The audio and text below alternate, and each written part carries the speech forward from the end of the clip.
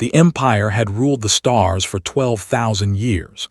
Their power stretched across 1,000 worlds, and their fleet of crystalline warships numbered in the millions. No species had ever defeated them. No species had ever even come close. High Sovereign sat upon his throne of living crystal on the Of. He was ancient beyond measure, kept alive by technologies his ancestors had perfected long ago. He had watched civilizations rise and fall. He had crushed rebellions before they could begin. He had turned proud warrior races into obedient servants with nothing more than the threat of his fleet. They believed themselves perfect. Their ships were perfect. Their weapons were perfect. Their empire was perfect. They had stopped improving their technology 8,000 years ago because they saw no need. Why change what already worked? Why innovate when you had already won? 900 species served under the banner. Some worked in the mines. Some fought in the armies. Some simply existed to be examples of what happened to those who resisted.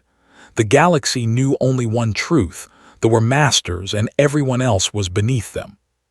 This was the universe that humanity was about to enter. Captain Cole stood on the bridge of the Terran Battleship Resolute Dawn. He was a tall man with gray at his temples and calm eyes that had seen too much. He had fought in the resource wars on Earth.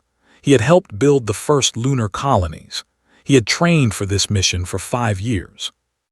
Earth had only discovered faster-than-light travel 3 years ago. The technology was new and sometimes unreliable, but humanity was curious. Humanity wanted to see what was out there. So they built the Resolute Dawn, loaded it with the best crew they could find, and sent it into the unknown. Commander Mitchell stood beside Cole, studying the navigation displays. She was younger than the captain, but just as experienced. She had designed half of the tactical systems on the ship. Her mind worked fast, always calculating, always planning 3 steps ahead. Behind them, Chief Engineer Santos monitored the ship's systems from his station. He had built the fusion reactor that powered the Resolute Dawn. He had designed the shield generators that protected it. He understood every wire, every circuit, every piece of the ship because he had put most of them there himself. The ship carried 200 crew members. Scientists, engineers, soldiers, pilots. They had left Earth 6 months ago, traveling further than any human had ever gone. They had found empty systems, dead worlds, and the remains of civilizations long gone, but they had not found life. Until now. The Resolute Dawn dropped out of hyperspace at the edge of an unknown system. Alarms immediately began to sound. "Contact," Mitchell said, her voice sharp. "Multiple contacts, hundreds of them." Cole looked at the main screen. His stomach dropped. Ships filled the void. Crystalline vessels that glowed with inner light. They moved in perfect formation, beautiful and terrifying. Beyond them, Cole could see space stations the size of small moons, and beyond those, a planet covered in gleaming cities. "We found someone," Santos said quietly from his station. Cole nodded slowly. "Yes, we did." Before anyone could react, more ships appeared. A patrol squadron of 12 vessels, each one larger than the Resolute Dawn, surrounded them in seconds. Their hulls shimmered with energy. Their weapons ports began to glow. Lieutenant Marsh, the pilot, looked back at Cole. "Orders, Captain." Cole thought fast. Running was not an option. These ships were faster. Fighting was suicide. There were too many of them. That left only one choice. "Hold position," Cole said. "Open all communication channels. Let them know we come in peace." The crew worked quickly. They broadcast greetings in every language they knew, using mathematics and simple images to show they meant no harm. For long minutes, nothing happened. The alien ships simply watched. Then a response came. The message was simple. It was translated through mathematical patterns that the ship's computer could understand. The meaning was clear. "Surrender, submit to the Imperial order, become servants of the Empire, or be destroyed." The bridge went silent. Mitchell looked at Cole. Marsh looked at Cole. Everyone looked at Cole. They want us to surrender, Mitchell said. Captain, we have no idea what we're dealing with here. Their technology is far beyond ours. Those ships could destroy us without effort. Cole stared at the screen. He thought about Earth. He thought about everyone who had worked so hard to get them here. He thought about what it meant to be human. No, he said. Mitchell blinked, sir. I said no. Cole straightened his uniform. We did not come here to kneel. We came here to explore. We came here to meet new species as equals, not as slaves. They will kill us, Santos said softly. Maybe, Cole admitted, but I will not be the first human to bow to an alien empire. That is not who we are. He turned to the communications officer. Send a response. Tell them we acknowledge their message. Tell them we are the Terran vessel Resolute Dawn, representing the people of Earth. Tell them we are here in peace and wish to establish diplomatic relations between equals. The message was sent. The response came quickly. A single ship moved closer, larger than the others. A docking request was transmitted. They wanted to board. They're coming to inspect us, Mitchell said, probably to decide if we're worth enslaving or just destroying. Cole nodded. Then let's show them what humans are made of. He activated the ship-wide communication system. All hands, this is the captain. We are about to receive visitors. Remember who you are. Remember where you come from. We bow to no one. Sergeant Torres and her Marine squad assembled at the airlock. They were armed but held their weapons at rest. They were not going to start a fight, but they were not going to look weak either. The airlock opened. Cold air rushed in, carrying a strange metallic scent. The overseer stepped aboard. He was tall and thin, with skin like polished stone and eyes that glowed faintly blue. He wore robes of flowing silver, and he moved with the confidence of someone who had never been challenged in his entire life. He looked at the humans with something between curiosity and disgust. He had seen hundreds of species meet the Empire for the first time. Every single one had fallen to their knees within minutes. Some had wept. Some had begged. All had submitted. He waited for these strange, soft creatures to do the same. Captain Cole stepped forward. He did not kneel. He did not bow. He did not lower his eyes. He stood straight and tall, and he looked directly at the overseer. "Welcome aboard the Resolute Dawn," Cole said. "I am Captain Cole. Would you like some coffee?" The overseer's glowing eyes narrowed. In 12,000 years, this had never happened before. Something in the galaxy had just changed. Overseer had served the Empire for 300 years. He had welcomed 64 new species into Imperial service. The process was always the same. The newcomers would see the power of the fleet, hear the demands of the Empire, and fall to their knees. Some resisted at first, but that never lasted long. A few destroyed ships, a few burning cities, and every species eventually learned their place. But these creatures were different. The human captain stood before him without fear. He offered something called coffee, as if this were a social visit between friends. The soldiers behind him held weapons but did not tremble. Their eyes were steady. Their backs were straight. "Did not understand." "You do not seem to grasp your situation," said, his voice cold and sharp. "The Imperial Order rules this region of space. All species within our borders must submit to Imperial authority. You will surrender your vessel. You will provide all information about you will kneel before the representative of High Sovereign." Cole listened politely. When finished, the captain smiled. "I appreciate the offer," Cole said, "but we are going to have to decline." The bridge went very quiet. Commander Mitchell closed her eyes briefly. Sergeant Torres tightened her grip on her rifle. Everyone waited. His glowing eyes flickered with something that might have been confusion. "You decline?" "Yes. We came here to explore and to meet new civilizations. We did not come here to become slaves.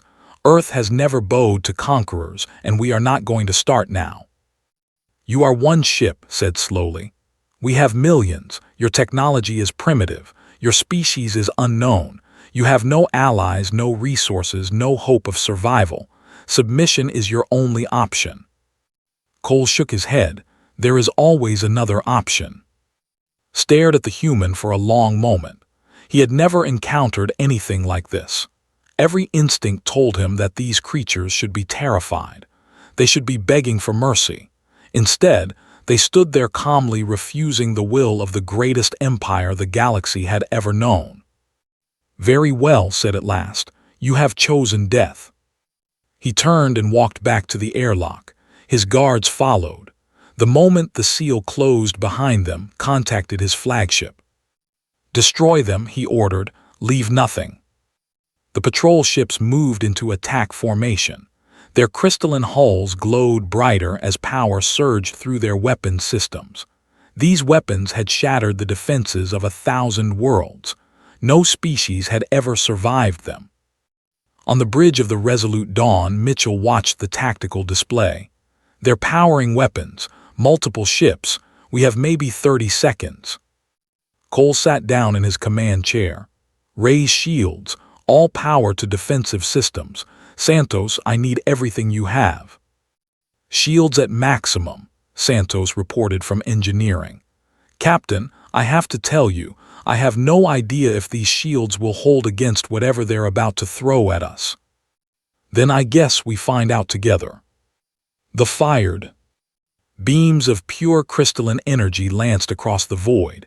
They struck the Resolute Dawn from multiple angles, enough firepower to crack a small moon. The ship shuddered. Lights flickered. Everyone grabbed onto something. Then silence. Mitchell stared at her display. Shields holding, 92% integrity. Santos let out a breath he did not know he was holding. It worked. The harmonic dampeners actually worked. Cole allowed himself a small smile. "Santos, remind me to give you a raise when we get home." On the flagship, watched in disbelief. The human ship still existed. It sat there in space, completely undamaged, as if the most powerful weapons in the Empire had done nothing at all. "Fire again," he ordered. "All ships full power." The fleet unleashed everything they had. Energy beams converged on the Resolute Dawn from every direction. The attack lasted for 30 seconds. When it ended, the human ship was still there. Its shields flickered slightly but held firm. "Impossible," whispered. On the Resolute Dawn, Cole stood up. "Our turn. Mitchell, target the 3 lead ships. Batteries single salvo." "Aye, Captain." The Resolute Dawn had been built for exploration, not war. But humanity had learned long ago that the universe was dangerous. The ship carried weapons, powerful ones, designed using principles that humans had developed through centuries of conflict on their own world. The fired 3 tungsten slugs, each one the size of a car, accelerated to a fraction of the speed of light. They crossed the distance between ships in less than a heartbeat. They struck the cruisers without warning. The crystalline ships, which had never faced weapons like this, simply came apart. They shattered like glass hit by a hammer. One moment there were 3 proud warships. The next moment there was only debris and fire. The remaining ships stopped firing. They held position, paralyzed by something they had never experienced before: fear. Watched the wreckage of his cruisers drift past his viewport. 300 years of service. 64 conquered species. He had never seen anything like this. He had never even imagined it. "Retreat," he ordered, his voice barely a whisper. "All ships retreat." The patrol fled. They jumped to hyperspace and ran, leaving the Resolute Dawn floating alone in the system. On the bridge, no one spoke for a long moment. Then Marsh turned around from his pilot station. "Did we just win?" "We survived," Cole said. "That's not the same thing. They'll be back, and next time they'll bring more ships." Mitchell nodded. "We need to get out of here, find somewhere safe to plan our next move." But Santos was looking at something on his screen. "Captain, I'm picking up transmissions. Dozens of them. They're coming from the planet below." Cole frowned. "What kind of transmissions?" Audio, video, different languages, different formats, but they all have one thing in common. Santos looked up with wonder in his eyes. They saw what just happened. They saw us fight back and win, and they're cheering. Cole walked to the viewport and looked at the planet below. Millions of beings lived on that world, slaves of the Empire. For thousands of years, they had watched species after species fall before Imperial might. They had been told that resistance was impossible. They had been told that they were invincible. Today, they had learned that was a lie. "Send them a message," Cole said quietly. "Tell them who we are. Tell them where we come from. Tell them that we do not kneel." The broadcast went out across every frequency. It reached the planet below. It reached space stations throughout the system. It reached ships and outposts across the entire sector. Humanity had arrived, and nothing would ever be the same again. Far away on the throne world of High Sovereign received the report of what had happened. He listened in silence as described the battle, the impossible shields, the devastating human weapons. When the report was finished, dismissed his officers. He sat alone in his throne room and thought about what he had heard. For the first time in 8,000 years, the High Sovereign felt something cold in his chest.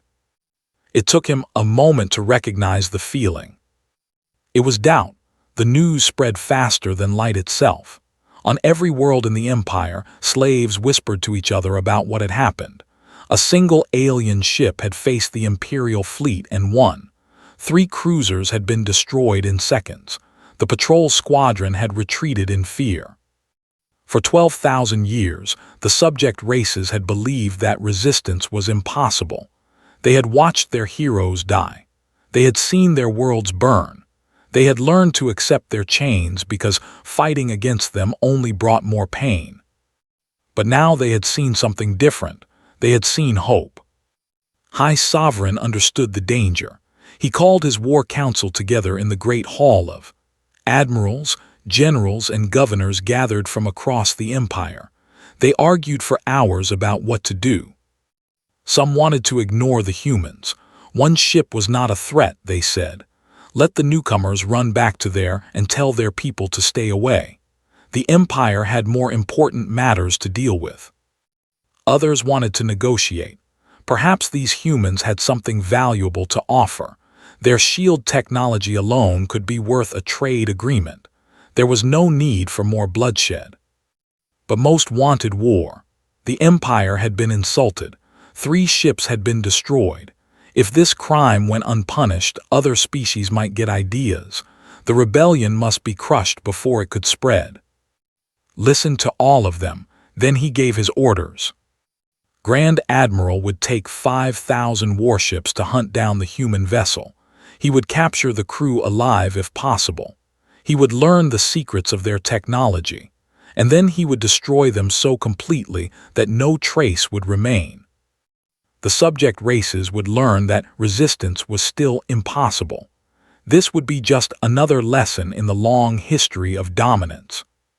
Assembled his fleet and set out to find the Resolute Dawn. Meanwhile, Captain Cole had taken his ship deeper into the sector. They needed allies, information, and time. The battle with the patrol squadron had been lucky. They could not fight a real war against the entire Empire with one ship. The Resolute Dawn found shelter in an asteroid field on the edge of space. Here, hidden among the rocks, Cole and his crew tried to figure out what to do next. It was Mitchell who suggested they reach out to the slave species. "They saw what we did," she said. "They're already talking about it. If we can contact the resistance movements, we might find allies." Cole agreed. Santos rigged the communications array to broadcast on frequencies they rarely monitored. They sent out a simple message: "We are the humans. We want to talk." The response came within hours. His name was, and he was a. His people had been conquered by the 6,000 years ago. They had been warriors once, proud and fierce. Now they worked in the mines and factories of the Empire, their spirit broken by generations of slavery. But had not given up. He led a secret resistance network that stretched across dozens of worlds. They had no weapons, no ships, no real hope of success. They simply refused to stop fighting. "We have watched your broadcast 1,000 times," said through the communication link. His voice was rough, his words careful. "My people wept when they saw it, not from sadness, from joy. For the first time in 6,000 years, we saw someone stand up to the masters and survive." Cole spoke with for hours. He learned about the Empire, its weaknesses, its cruelties.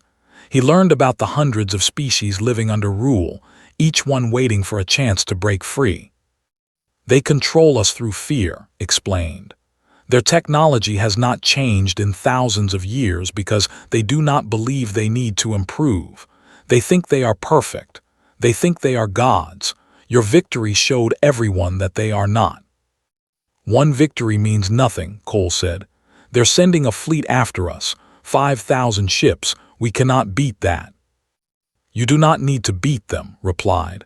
"You only need to survive. Every day you exist, every battle you fight proves that they can be challenged. That is enough to change everything." Cole thought about this for a long time after the call ended. He gathered his senior officers in the conference room. "We have a choice," he told them. "We can run. We can try to find our way back to Earth and warn them about what's out there. That would be the safe thing to do." "Or," Mitchell asked. "Or we stay, we fight. We give these people something they haven't had in thousands of years. We give them hope." The room was quiet. Everyone understood what staying meant. It meant facing 5,000 enemy ships with one. It meant probably dying far from home.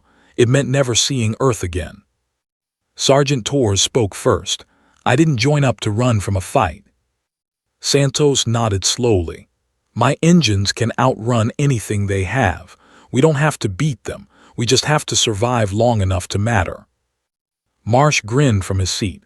"Besides, I've always wanted to see how fast this ship can really go." Mitchell looked at Cole. "We're with you, Captain, whatever you decide." Cole smiled. For the first time since they had arrived in this strange part of space, he felt proud of his crew. Then let's give them something to remember. The plan was simple. They would not hide. They would not run. When Grand Admiral arrived, they would fight. They would use every trick, every maneuver, every advantage they had, and they would broadcast every moment of the battle across the entire sector. The subject races would watch. They would see that resistance was possible, and maybe, just maybe, they would start to believe. Fleet arrived 3 days later. 5,000 crystalline warships dropped out of hyperspace, surrounding the asteroid field where the Resolute Dawn waited. It was the largest fleet ever assembled to destroy a single enemy vessel. The Grand Admiral sent a message. "Surrender now, and your deaths will be quick. Resist, and I will make you suffer for 1,000 years." Cole's response was simple: "Come and get us." The battle began. Marsh flew the Resolute Dawn like nothing had ever flown before. He dove between asteroids, using the rocks as cover. He led pursuing ships into collisions with each other. He danced through weapons fire that should have been impossible to avoid. Mitchell coordinated the attacks. Each shot was precise, calculated, devastating. Ships exploded one after another. Santos kept the shields running through damage that would have destroyed any other vessel. He rerouted power, bypassed systems, performed miracles with nothing but tools and determination. By the time the Resolute Dawn escaped into hyperspace, 400 ships had been destroyed. And across the Empire, billions of watching slaves began to believe that freedom might actually be possible. On 17 different worlds, revolts began within hours. The Empire was starting to crack. The revolt spread like fire through dry grass. On 17 worlds, slaves rose against their masters. They seized factories. They sabotaged mining equipment. They attacked garrisons with stolen weapons and homemade explosives. Most of these uprisings were crushed within days. They had centuries of experience in putting down rebellions. They knew how to break the spirit of conquered peoples. They burned cities. They executed leaders publicly. They made examples of anyone who dared to resist. But something was different this time. In the past, when one rebellion failed, the others would lose hope and surrender. Now, when one rebellion was crushed, two more would begin somewhere else. The slaves had seen the broadcast from the Resolute Dawn. They knew that the masters could be hurt. They knew that the empire could bleed. And they would not stop fighting. High Sovereign watched reports pour in from across his domain. The empire that had stood for 12,000 years was starting to crumble, not because of military defeats, but because of something far more dangerous, an idea. The idea was simple. They were not invincible. They could be beaten. And if they could be beaten, then maybe, just maybe, the slaves could be free. Ordered, the entire Imperial fleet mobilized. 2 million warships would spread across the empire, crushing every rebellion, hunting down every resistance cell, destroying any world that refused to submit. The humans had started this fire and would drown it in blood. But moving the fleet took time, and time was something the Empire no longer had. Captain Cole sent a message to Earth. He explained everything that had happened since the Resolute Dawn had left home. He described the Empire, the slaves, the rebellions. He asked for help. "We started something here," Cole said in his transmission. "Billions of beings are fighting for their freedom right now because of what we did. They need our help, not for conquest, not for territory, just because it's the right thing to do." The message took days to reach Earth. When it arrived, it caused a crisis. Some leaders wanted to stay out of the conflict. Humanity had enough problems of its own, they argued.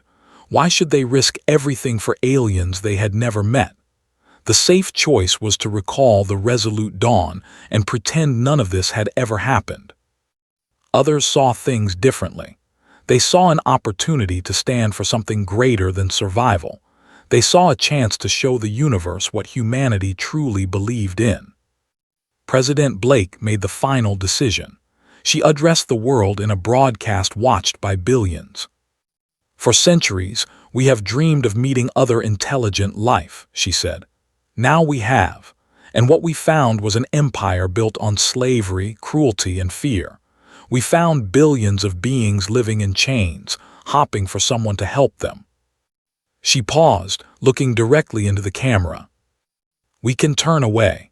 We can pretend we didn't see. We can tell ourselves it's not our problem, or we can remember who we are. We can remember every time in our history when someone stood up for those who couldn't stand for themselves. We can remember what it means to be human." The decision was made. The 2nd Expeditionary Fleet, 47 warships under Rear Admiral Christopher, would deploy to join the Resolute Dawn. They would bring weapons, supplies, and something even more important, proof that humanity stood together. The fleet launched within a week. They crossed the void of space, following the path the Resolute Dawn had taken months before. And when they arrived in territory, they found a galaxy at war. Admiral met with Captain Cole aboard the battered Resolute Dawn.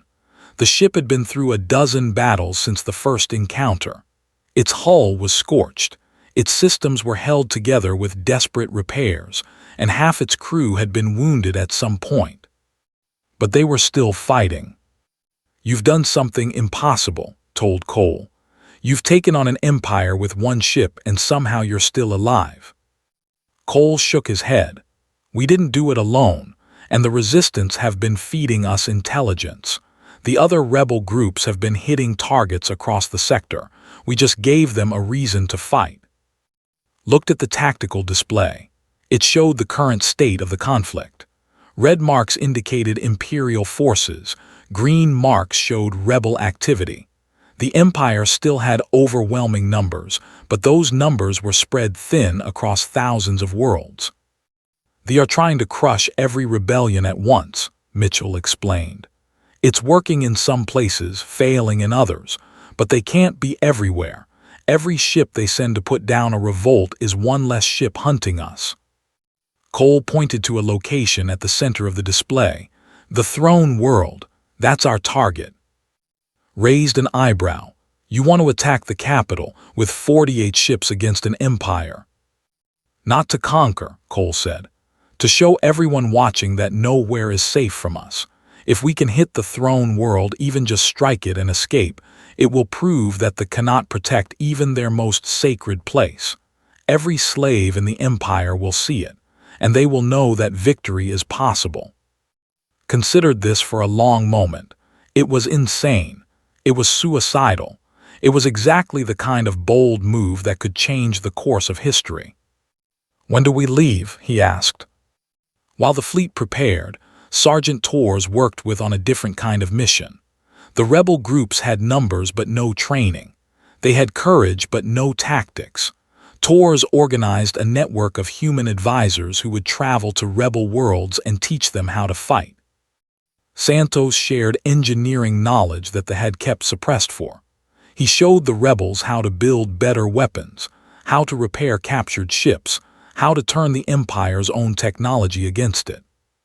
Mitchell coordinated everything, keeping track of dozens of operations across the sector.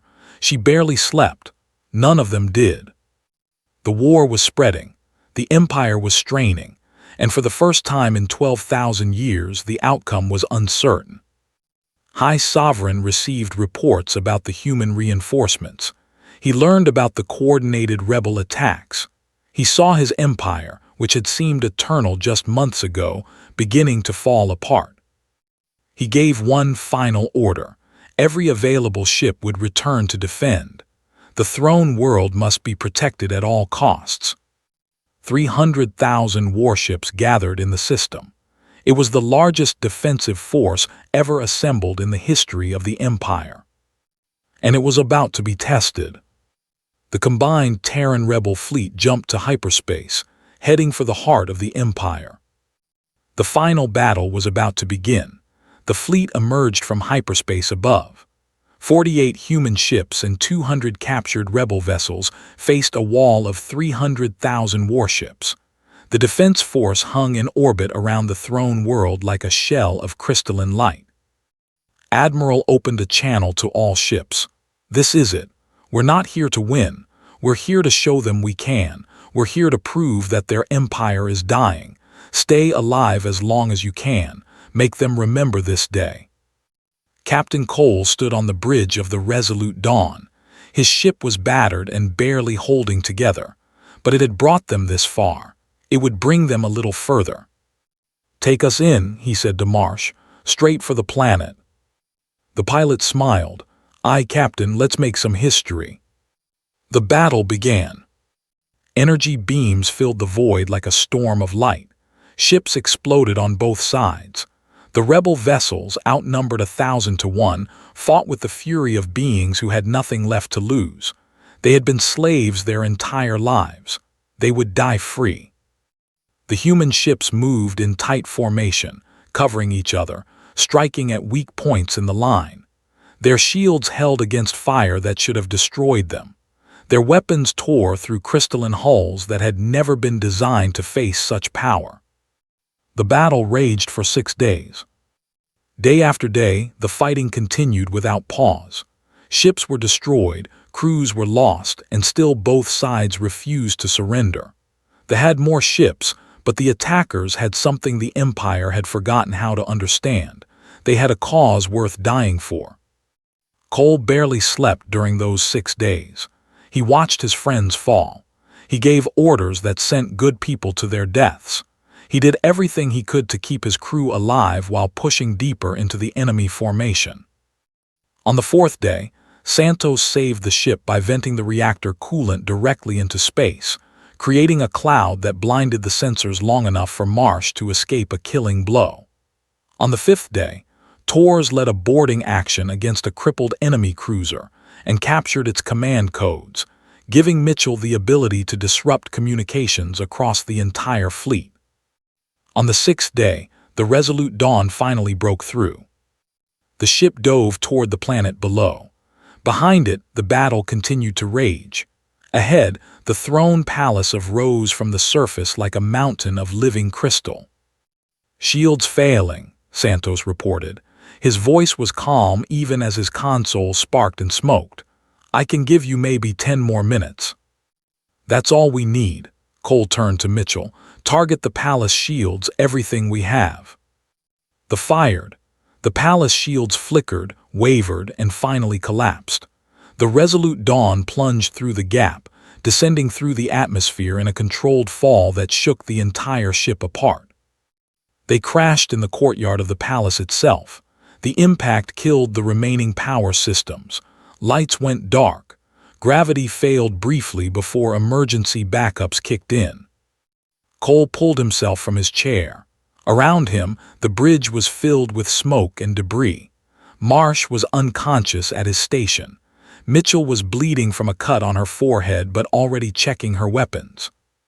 Santos didn't respond when Cole called his name. They found the chief engineer at his station.